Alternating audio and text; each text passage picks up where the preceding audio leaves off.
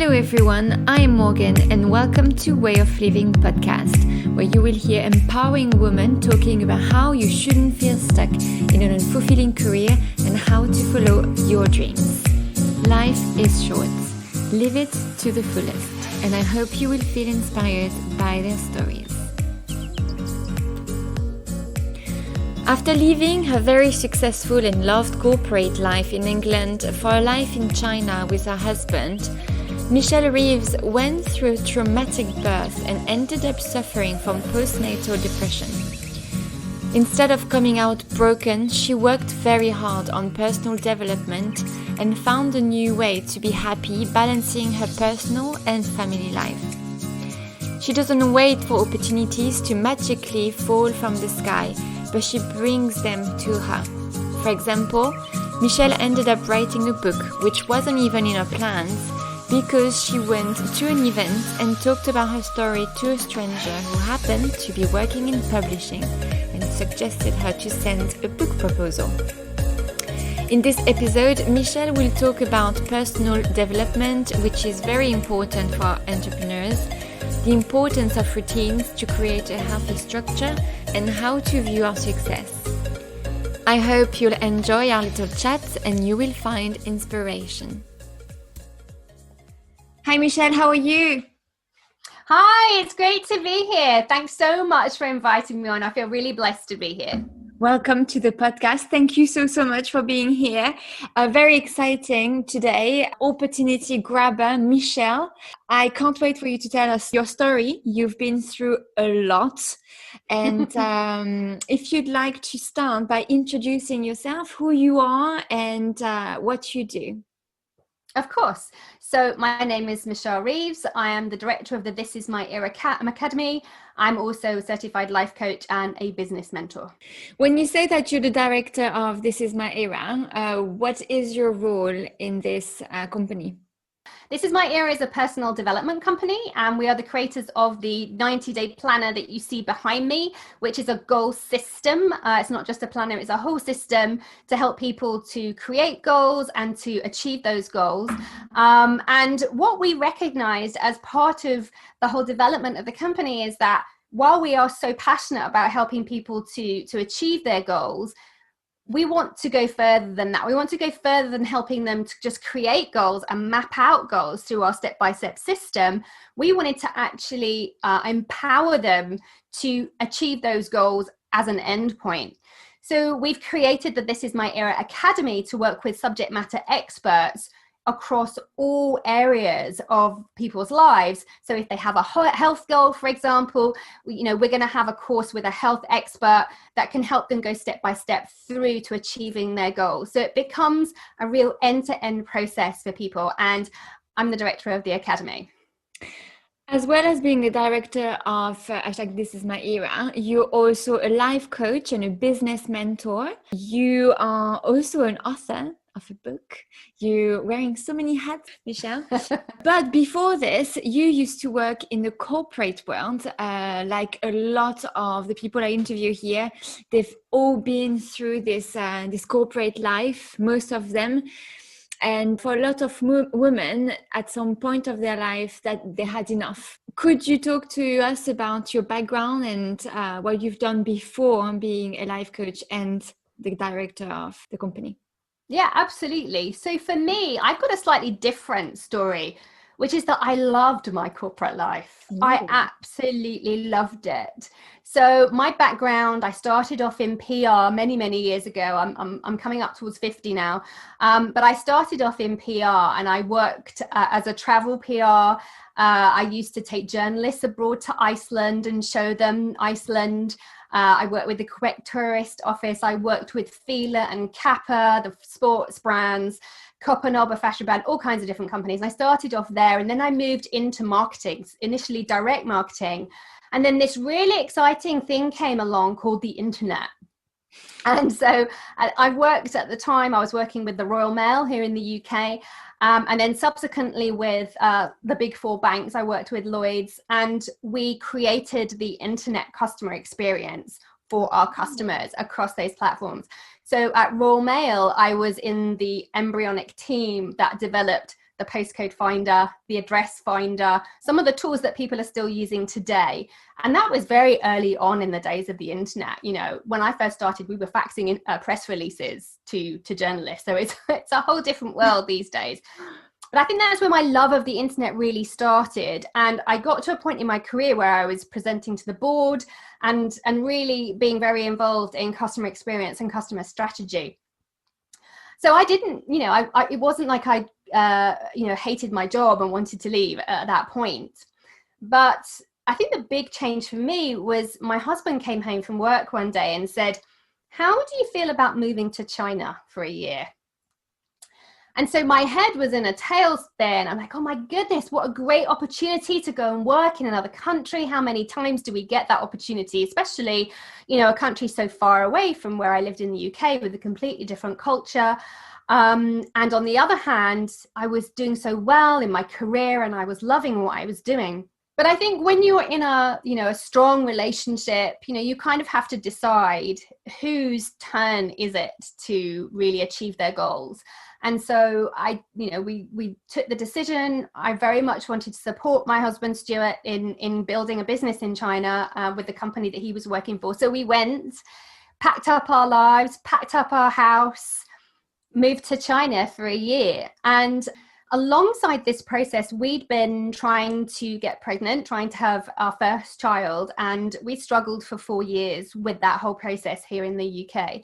So when we went out to China, we were blessed to be able to use the fertility treatment in China. And so going through that process, I didn't work while we were in China, and I went through that kind of process, and we were very lucky to have our daughter Amelia while we were out there. Oh, so fast. You just moved and it happened. It wasn't an easy journey. We had to have we had a version of IVF treatment in China. So it was our third attempt with that, where we were able to thankfully fall pregnant with Amelia. But that whole experience and what happened following that, I really considered to be almost like a second birth for me.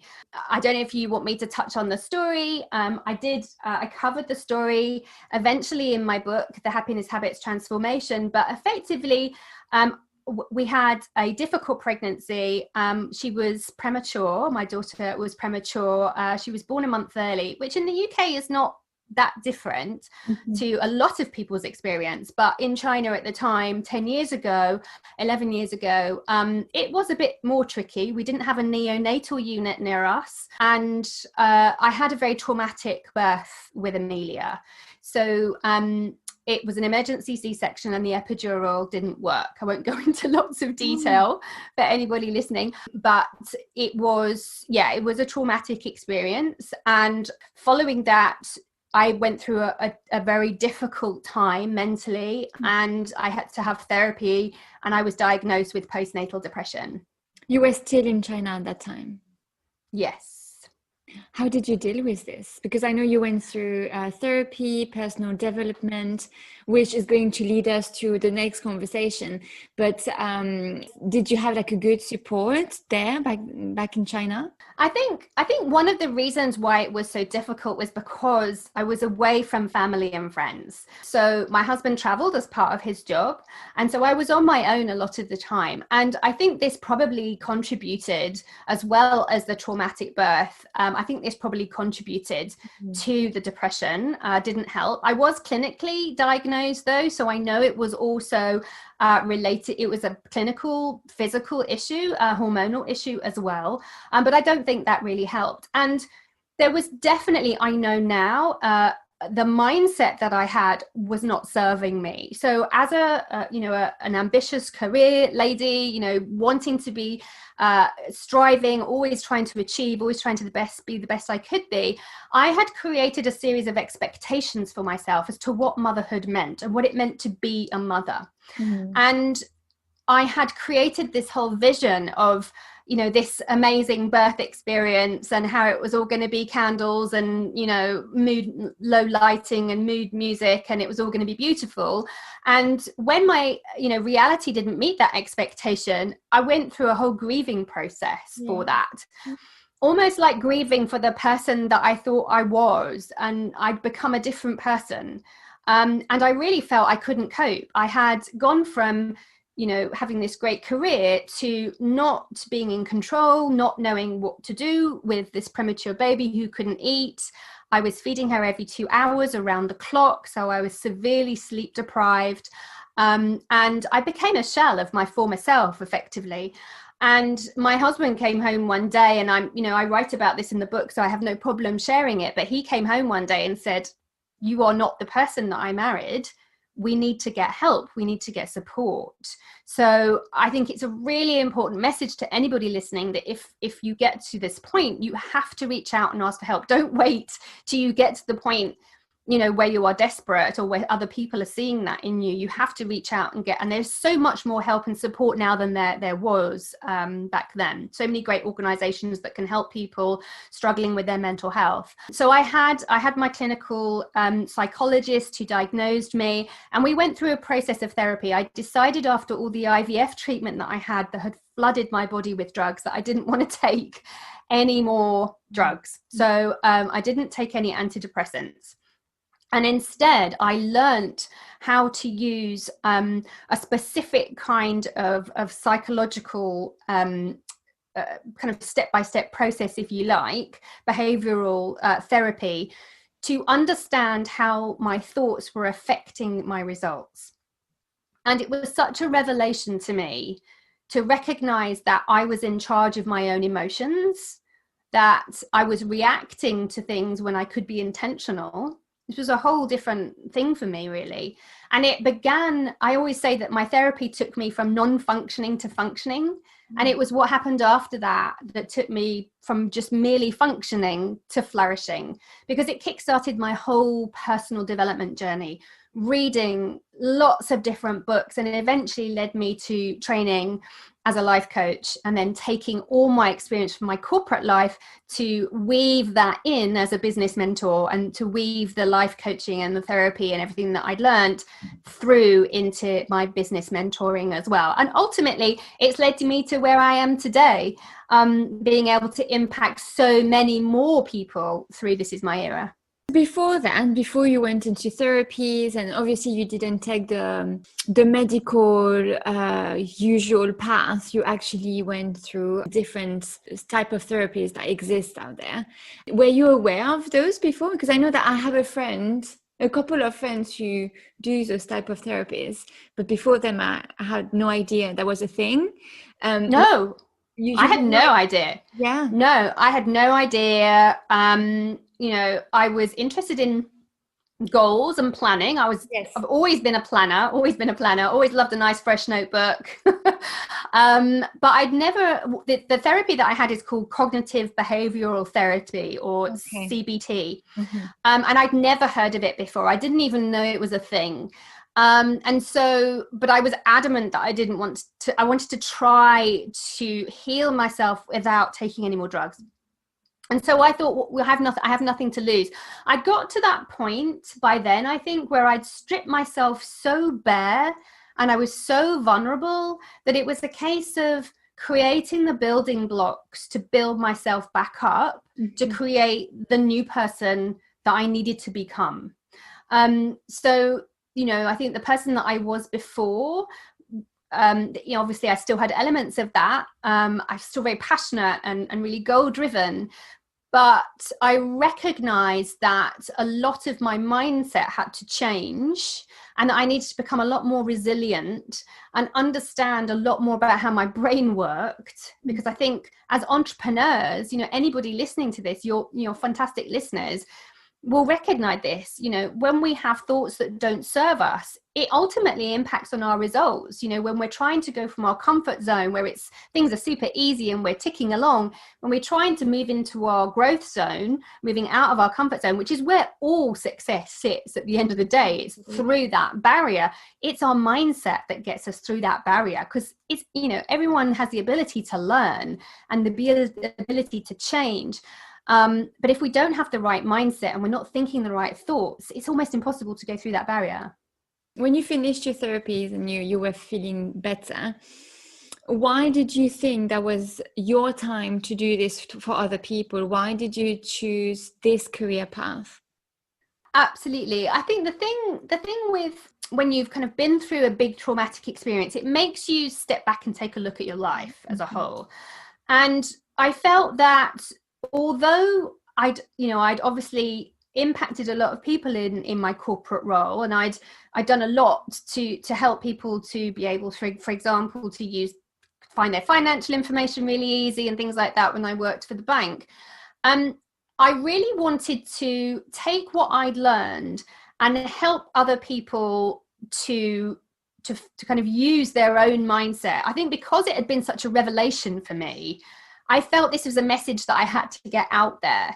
And I also wanted a career that allowed me to be a mother as well. I think although we'd been through a very traumatic period, eventually once I was able to properly bond with my daughter, I didn't want to be apart from her. So kind of having a career that allowed me to do both.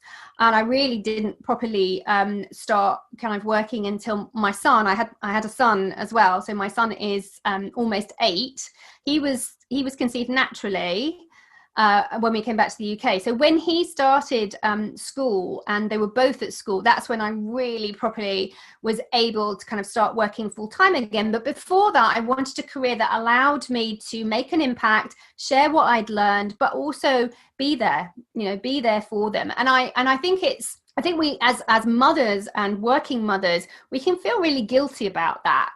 And I started off when I first started my coaching, I started off coaching mothers and kind of giving coaching around the importance of having time for yourself as a mother.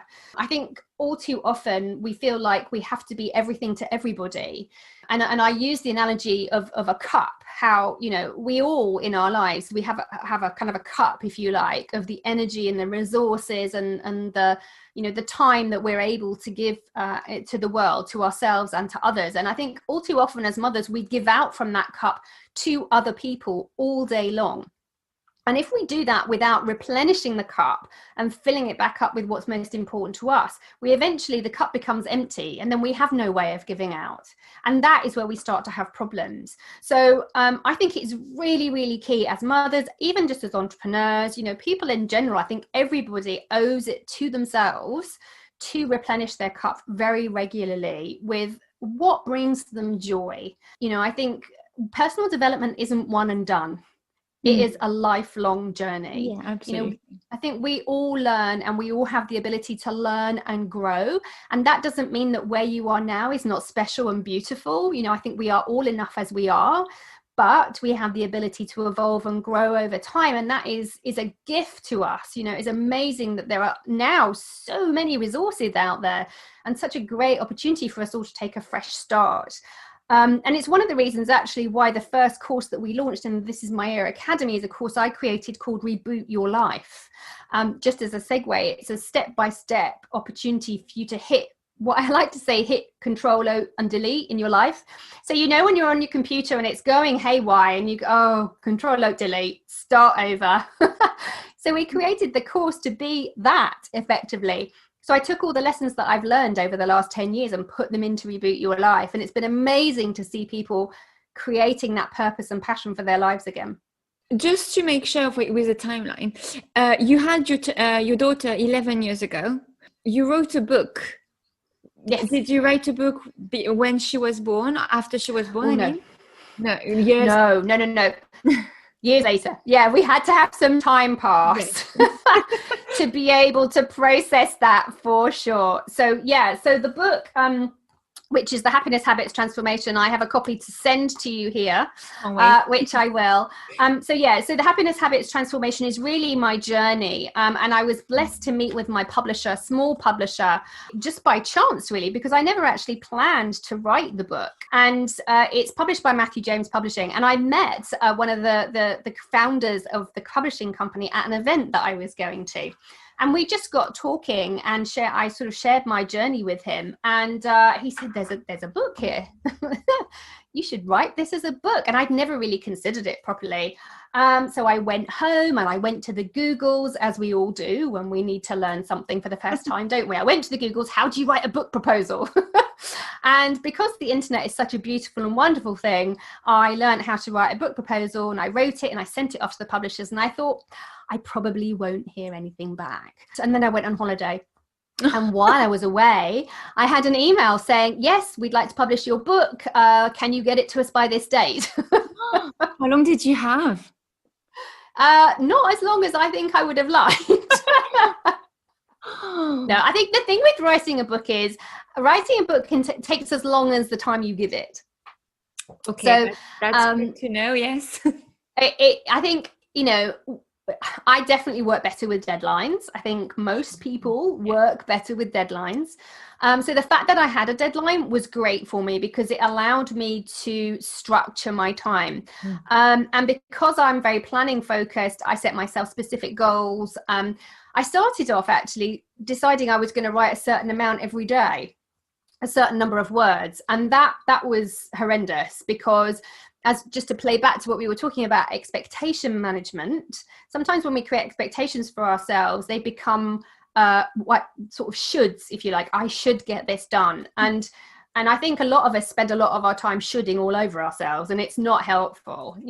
There's no real shoulds in our life. There's just our purpose and our passion and our intention. So instead, I shifted my goal to writing for a certain amount of time every day.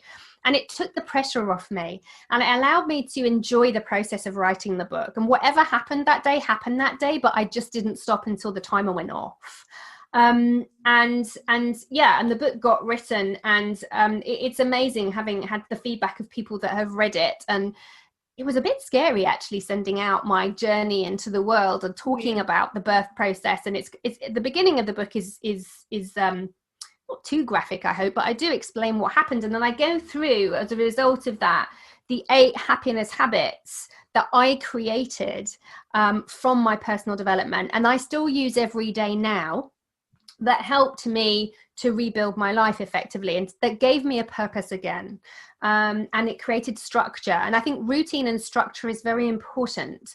And now when I'm working with entrepreneurs, when I'm working with women in business specifically, I'm very big on routine. I think there are lots of different routines that we can create in our life that give us structure.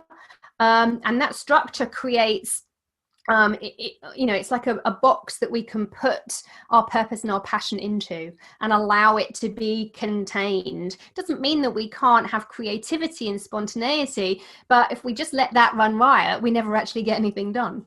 And how do you help people to break those barriers that they build themselves? I think, one of the great tools that I teach in Reboot Your Life, and that I can share with your listeners now, actually, if that will be helpful, is a tool that I use also with my life coaching clients, and that is part of cognitive behavioral therapy. I've adapted it slightly. I call it the STEAR model, STEAR. And this is a model that has been used for a long time, but it's a great way of understanding how our brains work, how to break that down, and then to rebuild it in a way that serves us. So the way the STEAR model works, if you can imagine, starting at the top, the S in STEAR is the situation that we're in. So any goal we're trying to achieve, maybe we're attempting for the first time to do a Facebook Live or a webinar, or we want to go out and get a new job and we're going for an interview, or whatever it might be, whatever our goal is, the situation that we're in is actually completely neutral. We tend to think the situations that we're in create emotions, that we are feeling a certain way because of the situation we're in, but that's actually not what happens. What happens is there's a step in between that we're not aware of often, which is our thought process. So every situation that we're in triggers a thought, and that thought in our mind is how we create reality. So we see our lives through the lens of our perception. And unfortunately, often that is a very negative lens. So it's estimated that we have between 60,000 and 70,000 thoughts a day, and up to 70% of those can be negative, which, if you're an entrepreneur trying to reach your goals, is not a good situation to be in. So starting to get an awareness of those thoughts and understanding how we're thinking about things is really a great way to start. So you start by becoming aware of those thoughts and kind of really writing out what are the thoughts I'm having about this situation that I'm in. And it is those thoughts that create our emotions. So off the back of thinking a certain thought, we then feel a certain way. Those emotions lead us to take specific actions or inactions. And inaction is actually still an action.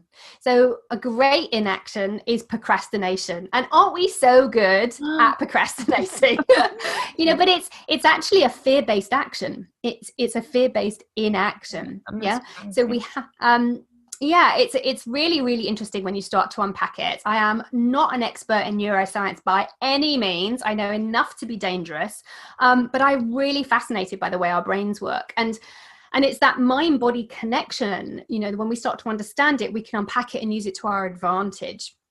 So that those emotions lead to our actions, and those actions are effectively what deliver our results in our life and our work.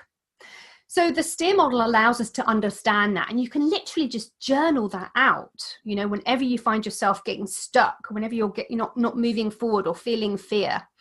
And then the beauty of the model, and this is where I think I've taken it from CBT and flipped it the other way around, is you turn the model upside down. So now you're starting with the R line at the top, which is the results you want to create. What is it that you're trying to achieve, right? You start there and you say, okay, in order to get that result, what behaviors do I need to be doing? What actions do I need to be taking? And you can almost kind of take yourself out of yourself. If somebody else was doing this. So for me, I might say, some of the people that inspire me the most, people like Brendan Burchard, Russell Brunson, Tony Robbins, these big virtual mentors that I have. I might say, what would Brendan Burchard do in this situation? So if he wanted to create this result, what would the actions and the behaviors be that he would do, right? And then we say, okay, for those actions and behaviors, what emotions do I need to be feeling? How do I need to be feeling in my body? And then what are the thoughts I have to be thinking in order to feel that way? And then we can start consciously and intentionally thinking those thoughts. And I have a whole set of other tools that help people to kind of change their thought patterns. And in this, when we flip it upside down, the situation, which is the very first part of the model that I talked about in the beginning, we don't need to go there because situations are always neutral. It's not the situation that creates the experience that we have. It is our thoughts about that situation. And just to play back to what I was saying before, it is our expectations of that situation and how we should be responding to it. That is what causes this problem. So like this great podcast that we're listening to now, if you wanted to create a podcast like that, if you're listening to this, how would you approach it? Well, if the result is to create a podcast that's really successful, like this one, what behaviors, what actions would you need to be taking? Well, you would need, there was a step-by-step process. And then how would I need to be feeling? Well, I need to be feeling quite confident. I need to be feeling that I've got a purpose. I need to be feeling like, there's a time for me to launch this. It's the right time and people want to listen to this. And then I need to be thinking about myself that, I am absolutely worthy to start a podcast. I have a great network. I'm really good at speaking. It's going to be totally fine. So you can see how using a model like this allows you to start building success ahead of time. And that's what I think is so powerful about understanding how our brains work and understanding how our effectively it's our survival mode that we kind of slip into when we get scared, when we get into fear. It's our survival mode that kind of shuts us down.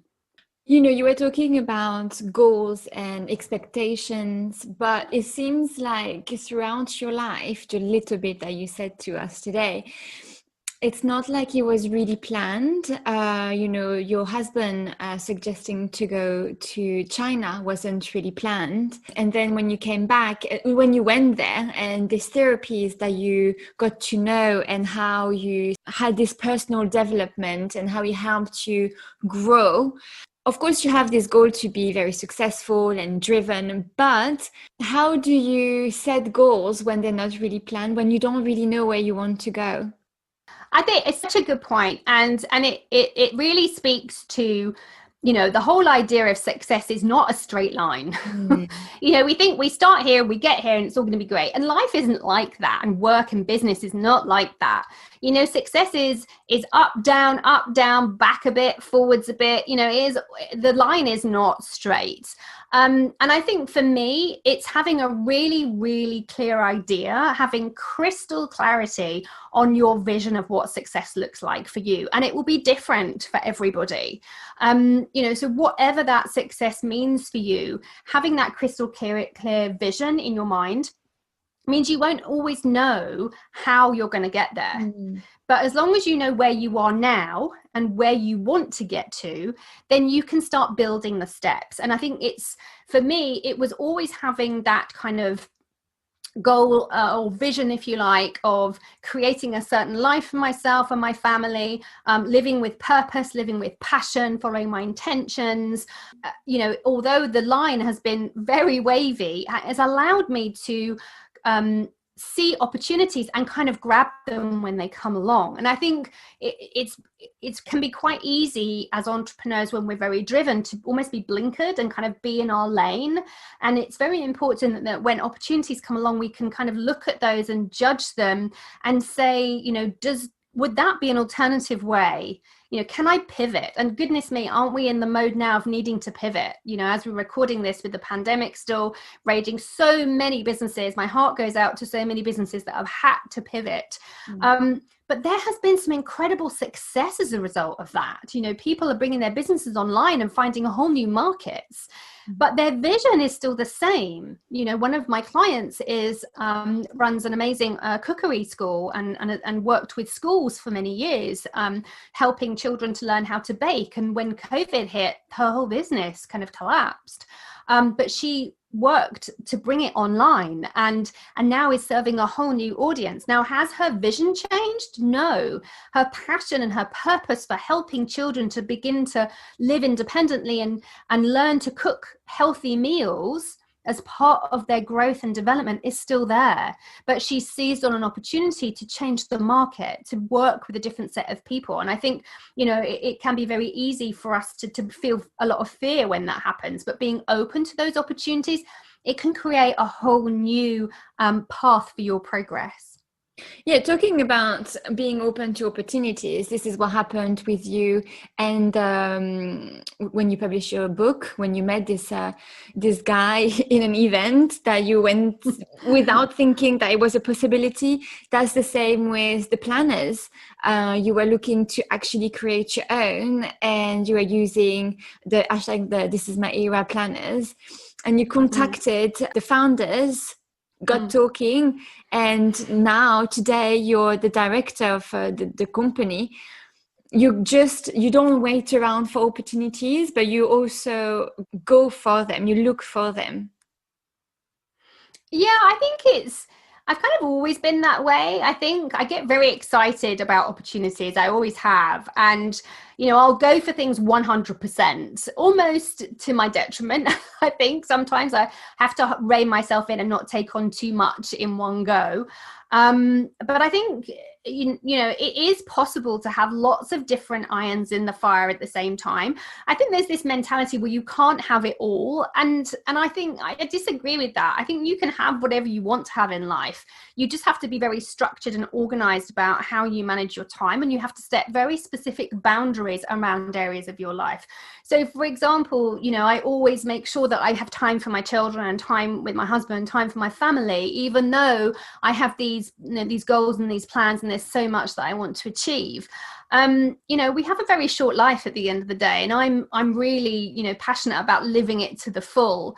And I think, because when I first met the team at This Is My Era, I was so blown away by the impact that they wanted to make as well. And I think when you have that impact in your mind, it really can help to direct you. So, for example, every planner that gets sold helps to give a stationery kit to children in Africa so they can start their own education journey. And I was blown away by the ability for us to help individuals to plan out goals that help them to live their best life. And just by doing that, at the same time, we were helping children to start their own education journey so they can get to a point where they can create goals.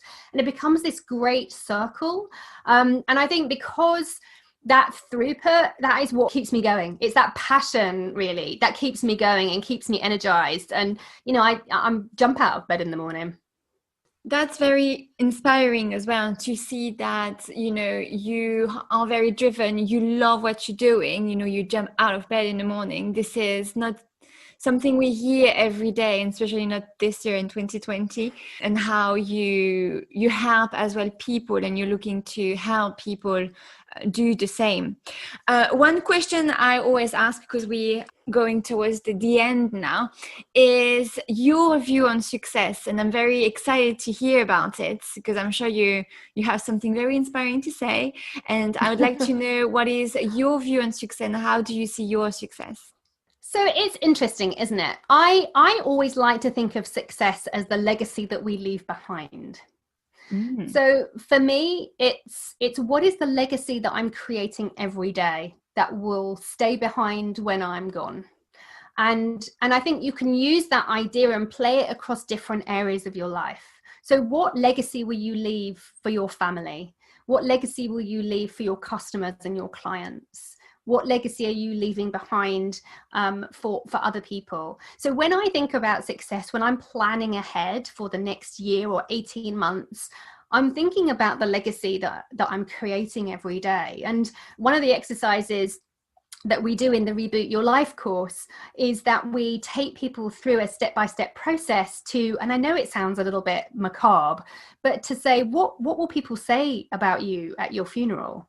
What are people going to stand up and say after it's all over and they're having a little drink afterwards and chatting about what they remember you for? What are they going to say? What do you want them to say? Because this is the legacy that we leave behind, all of us. And, you know, when you start thinking about that, I want people to say that I made a difference, that I impacted their life in a positive way. You know, I want to say that there were opportunities that they grasped as a result of working with me or doing something or reading my book or taking one of our courses. You know, I want to be able to leave that legacy, because at the end of the day, you know, we are here for what is a relatively short time. And you know, making money is great and it gives us freedom to do things. And I'm blessed to have done a lot of amazing things in my life. But at the end of the day, helping other people and serving is what lights me up. That's what makes me feel great. And if I can pass that on to other people, then that is success for me. I absolutely love this idea of thinking about your legacy and what people will remember you of. And that's very interesting. I've never thought about it like that. I think it's because I'm young and I'm not thinking I'm going to die soon. But that could happen, you know, I could just have an accident. Morbidity. Let's hope not. No, let's hope not. But yeah, thank you so much for telling us your story and inspiring people, because I'm sure anyone who will listen to today's podcast will be inspired and will feel like they can do it. And that's kind of the goal as well of each episode, is to make sure anyone, I know I interview women, but I know that men are listening too, and I want everyone to feel like they are good enough and to feel motivated. So thank you for that. Oh, you are really, really welcome. It's been an absolute pleasure being here.